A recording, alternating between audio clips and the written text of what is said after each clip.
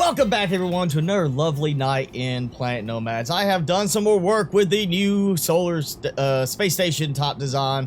You see, I've completed all the way down to most of the lower level being done. I'm still going to do some kind of, I guess, spike that comes out and encloses the big beacon in it later on. So that it's not just that, it's actually got something kind of building off of it, and then it aims down. And we're, of course, we'll have a beacon inside. But yeah, I've compressed everything down, kind of the idea of it being stacked, sort of like a top design where at the bottom it's the skinniest and it gets more and more. We're going to have kind of that point at the bottom look to it. So we have the lowest level being the maintenance level, the, kind of the power infrastructure level, things like that. We have our actual, generator level, where we're going to have generators and refineries. And then above that, of course, what we started with was the production level. So where everything's going to be sitting for the 3D printers, things like that. And then going up with the overly sized set of stairs I have right now. The next floor, this one, is going to be common room. So I've been experimenting with a way to make it much larger. I want it to be like you walk in, it's very nice, luxurious kind of thing, like you see in some, TV or movie space station. The common area might have like a really big open spot, and I want it to be glass. I want it to look where you can look out and just look all around at the sky and or the stars, if it's when it's in space. And this is kind of the problem. The glass really isn't designed to line up exactly with some of the other elements. So I can either have it where I compensate for that with a block in the way, which means you're walking up here, look at that, look, oh wait, there's something right in front of my face.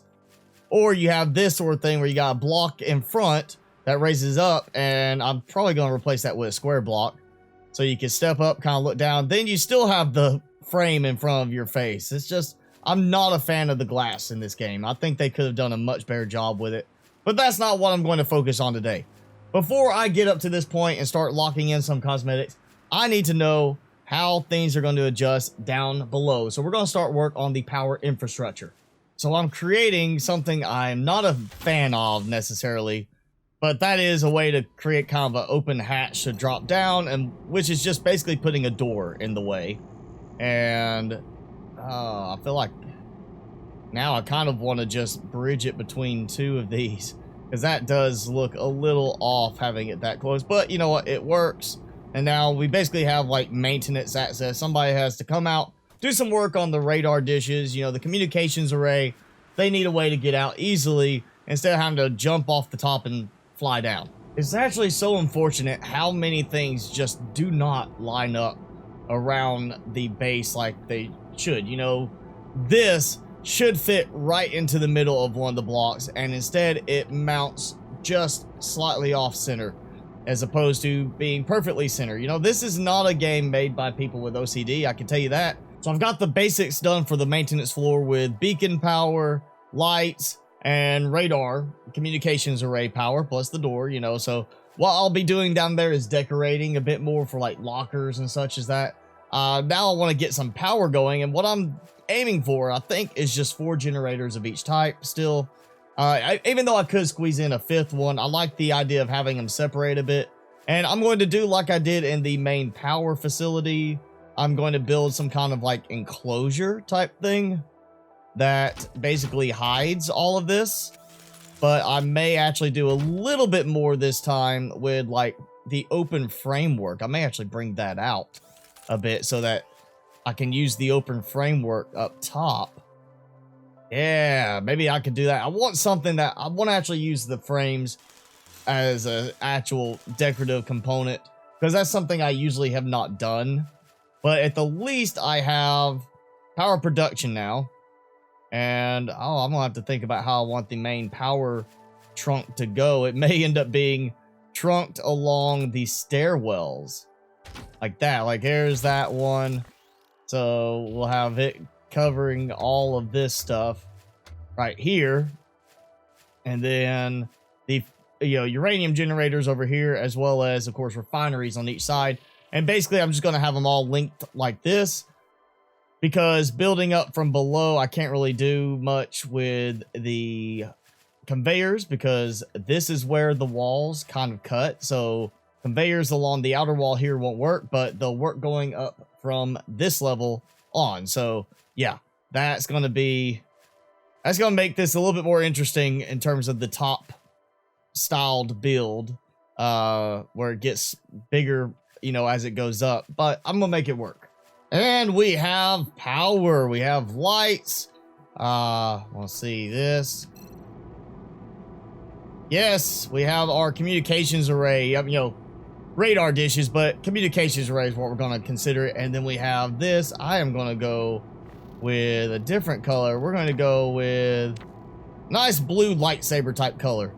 And we have lights on this floor now. So 4 uranium generators. You see the big gap in there? Yeah, I could squeeze in 5 on each level or each side. I think this will be good for now. Later on, if I need to, I'll scoot things over and put a 5th one in on each side. I think 4 of each should be enough, considering, well, let's say that's a bad example, because there we go. That's how little I'm using right now. Of course, once I add in a lot of air blades, that can make a difference.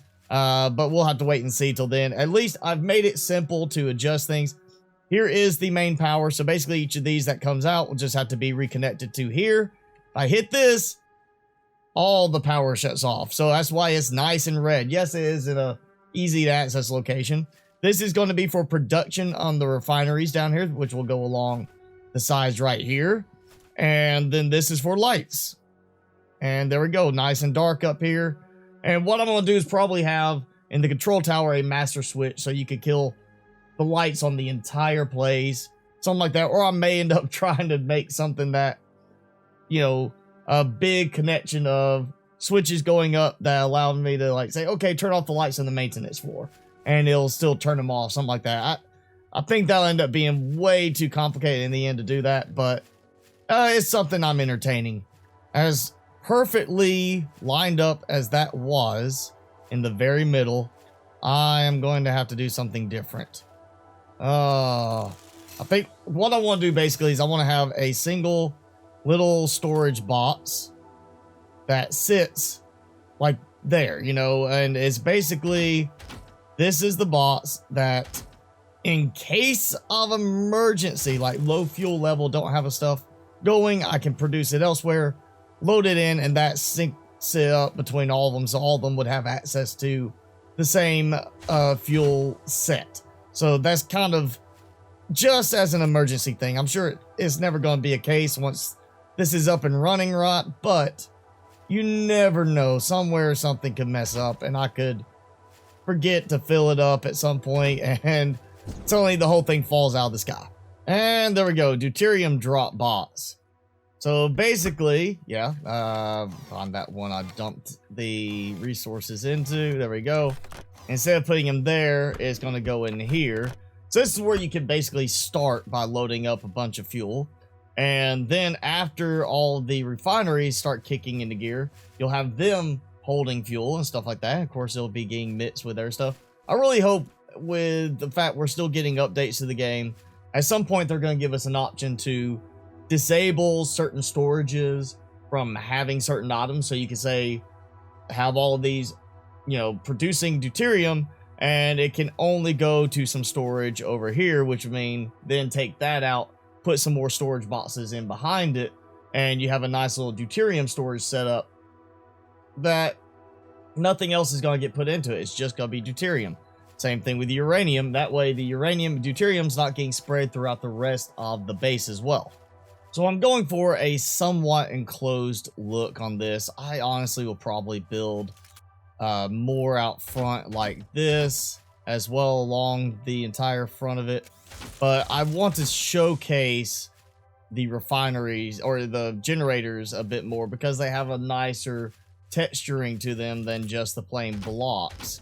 And this could be an opportunity where I use some of the open frames to do a little bit, but I'm trying to create this almost enclosed look around it. It's not working quite as well as I would like, of course, because just the way the blocks in the game work. I really want to avoid putting in too many unnecessary blocks, because if I do need to do any maintenance work, that will just make things a pain later. And of course, now I can't build, you know, there because of the way the walls work. So it's just going to have open gaps in it. So yeah, maybe something like this, because I would like to show more of this, but at the same time, I don't want this to look out of place by having just the angled ones on it, and I don't want it to be like its own little box and everything else looks separate. I want it to feel continuous. Maybe I can figure out some way to let that still showcase right there. You know, something up top over it. Little shark fin. Yeah, like that. I don't know. I'm gonna have... Oh, yeah, don't target the wrong thing, please. And I bet I'm gonna have to fix that again. You know what? I'm not even gonna worry about going any further with this at the moment, because I'm using 220 out of 8,000 watts on each of these, and that should be 220 out of each of these as well. Nope, 137 and a half out of 5,000 each of these. So, you know, kind of rounding around a bit. But if I end up needing to add a fifth one here, you know, 5 on each side or 6 on each side, I'm going to have to redo this entire setup anyway.